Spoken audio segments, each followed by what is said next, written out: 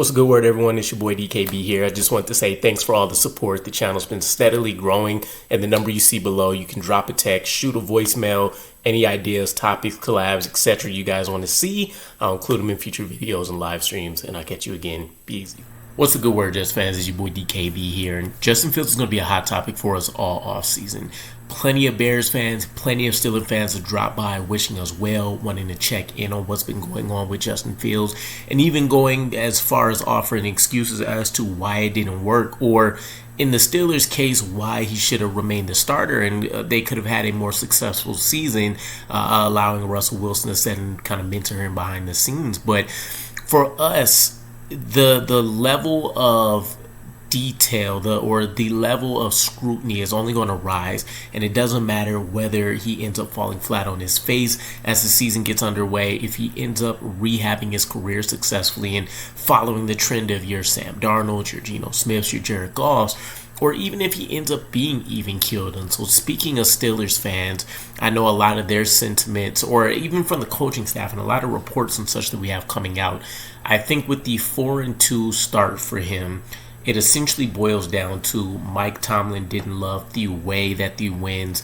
looked. Now, a win is a win ultimately, but you don't want to live on the edge. And I feel like it was the 2023 Vikings team that had something crazy, like an undefeated record in single score games or something of that nature, which essentially should really be a coin flip, right? But that's not how you want to go about it, especially for a team that prides itself on defense, strong running game, and really just being able to capitalize on any mistakes the other team makes while being efficient with their own offense. And so for the Jets, it's interesting hearing a lot of the player commentary around Justin Fields and what he should be, because there is a ton of buy-in just from around the league as a whole, where most people from a media perspective, when they get labeled with bust, I feel like you hear players start to use a lot of this lingo that really just boils down to he has potential, look at the arm talent and ability,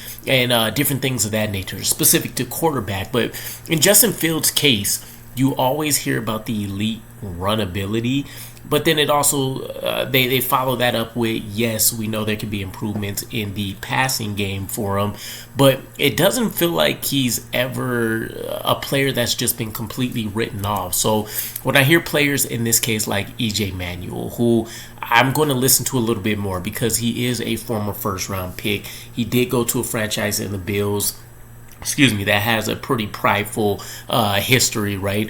And then you look at him being a draft bust and kind of how his career slowly dwindled down. But with him turning into an analyst, he ended up having some comments on Justin Fields here. So let's get into it. He mentioned, I think Justin is at a point where he's tired of people hating on him and he's tired of people doubting him. Also, you got a new head coach in Aaron Glenn who's going to have a vested interest in making sure Justin Fields has success. So there's another comment I want to get into as well, but just kind of touching on this one and the vested interest piece. It feels like this should go without saying, right? But I feel like even with free agent additions, even with draft additions, if you didn't get your absolute guy, there's always a chance that things can go wrong. And even with having the guy, there's a chance that things can go wrong, right? The draft in and of itself is, I forget what the numbers are, but it's like a sub 40% hit rate or something along those lines, right? But ultimately, it comes down to situation and team preparedness and really kind of match compatibility. And so when you look at, for reference here, putting Aaron Glenn and anything with the New York Jets aside, I'm looking at a recent situation in Caleb Williams where, for anybody that's peeped in on him, there was scrutiny around what happened with him in year one, right? And obviously there's a franchise reset coming his way. But when you hear comments such as Caleb Williams spent the majority of his year watching film by himself, right? This is a number one pick, former number one pick. This is supposed to be, as a quarterback, the franchise savior and the guy that should, regardless of investment, ultimately lead you to rings, glory, long-term success, all of these things. Essentially what Patrick Mahomes has been doing for quite a few years now.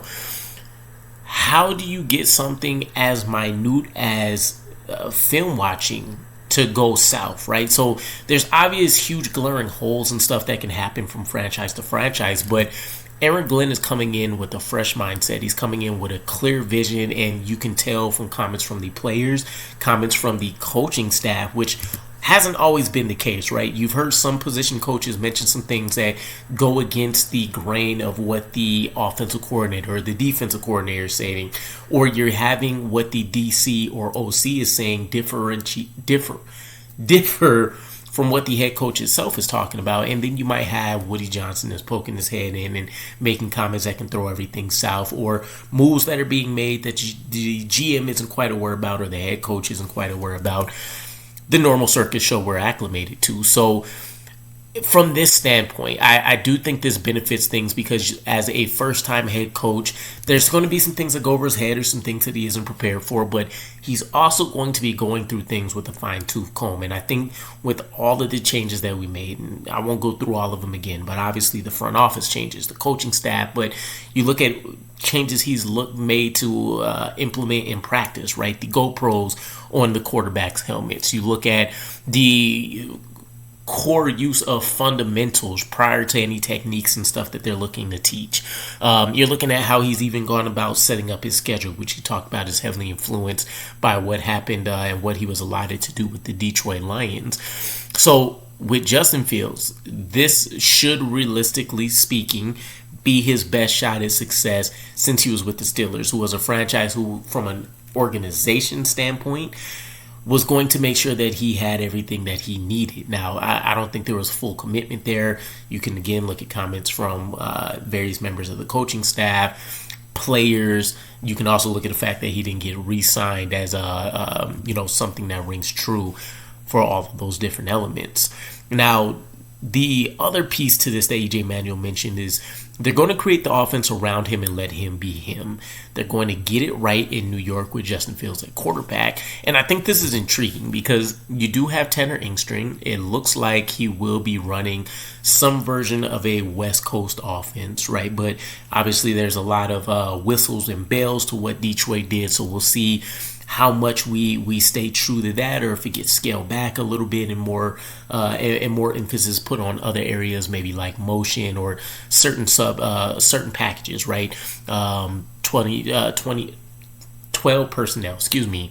And so with Justin Fields, you have Tanner Engstring, you have a guy that's going to be committed to you, because also we can't forget, while you may end up having a draft pick in the first round that you use for a quarterback and that resets the clock and does all these wonderful things for you, from an offensive coordinator standpoint, it is going to be a better situation for you to have success with a quarterback in the first year that you know is also going to be returning and that you can continue to build and try to work around, as opposed to having to reset things all over again and teach a new quarterback that everybody has an understanding is going to be the future of, et cetera, et cetera. And so even if they draft a guy, you like to see Justin Fields have success so that he can at least be that bridge quarterback that takes you or presents an opportunity to develop this guy a little bit slowly. So the other piece is letting him be him, right? And we've heard Aaron Glenn speak to this, where he mentioned he's not just a running quarterback, right? He's not just this dual threat guy. Everybody goes back to Ohio State, where he was more of a pocket passer type guy, or at the very least a quarterback that looked to throw first rather than take off and run. And you can definitely make arguments that, looking at the Bears, he had to end up using his legs more than maybe he wanted to, because the offensive line wasn't great in front of him. And I still haven't dived into a ton of what happened with the Steelers yet, but I would argue that you'll probably see a scaled back view of him using his legs there as well, right? So with the New York Jets, I think at this point, third time's the charm with Justin Fields, right? At least that's the way you're looking at it if it's a half glass full approach. And really, this is his last chance to prove that he's going to be able to go out and start in this league. If it doesn't work out with the Jets, I think you do start to see him probably following the EJ Manuel type path, or maybe he'll end up being out there with the Trey Lances and the Mac Jones, where he's just a career backup now and ends up becoming your new school version of a Tyrod Taylor, as a guy that can go out there and win you games and get the job done, but nobody gives him a realistic shot at being able to hold on to the quarterback mantle for the foreseeable future, which will be unfortunate. But I'm curious, because we have heard a lot of good things from him from camp. His ability, or OTAs at the very least, his ability to throw the ball away and just make sure that there's not a negative play that's made. And to that point, we'll circle back to that, but no negative plays. We've seen that he's been able to uncork some bombs. The connection to Garrett Wilson has been great. Mason Taylor has also been able to ball out. You have the fact that when he has used his legs, everybody's talked about the different level of athleticism and speed that he brings, as a lot of core stuff that you can really build around, right? Now, to the no negative point, I'm just thinking about a recent video I saw of Bill Belichick talking about what made Tom Brady elite. And one of those things was on first and second down, what is he doing to keep the offense out of third and long situations, which is really a detriment to any team. One is the fact that he was avoiding negative plays, right? Instead of taking a sack, he's throwing the ball away. If a run play doesn't look good, maybe he's checking to see if it's a protection thing. Can he skew things to the left or right, flip sides to make it a more successful play? Or does he need to audible into a pass? He's able to go out there and obviously do all the pre-snap stuff to make sure he can call out blitzes and set his protections properly, etc., etc. But ultimately, it's about either moving the needle forward or not taking a step back. And if we can get that out of Justin Fields, that's a recipe that you can win with 9 out of 10 times, right? Essentially, you're erasing the likelihood that a team capitalizes on issues that you've made. And then to the other piece of that, it's all of the pre-snap stuff as well. Keeping the team away from false start penalties, right? And obviously that's different player stuff that he won't have control over, but is making sure that his offense is running on his accord. And so if he's not making mistakes, the offense should follow suit, right? You shouldn't see guys dropping balls left and right. You shouldn't be seeing fumbles. You shouldn't be seeing self-imposed penalties like delay of games, holdings, etc., etc.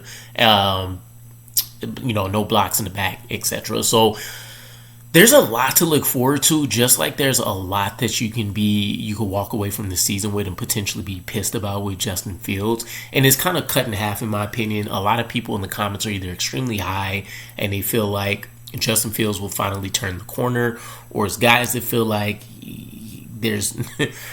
we've wasted $30 million, right? There's no reason that this guy, no reason he's shown that this guy can come out here and suddenly turn a franchise that's generally been historically bad around, especially in what is a rebuilding year, for as much as Aaron Glenn is going to be imposing this mentality that we're still looking to win now. So let me know what you guys think. I think obviously EJ Manuel's comments here are a little bit superficial, but when you kind of dive into the nooks and crannies, it does present a lot of interesting questions, a lot of different dynamics that you can look at Justin Fields through this year in terms of how he can be successful or how he can end up failing. But let me know what you guys think. At least from my point of view, I feel like the Jets have almost done everything they can to support Justin Fields as best as possible.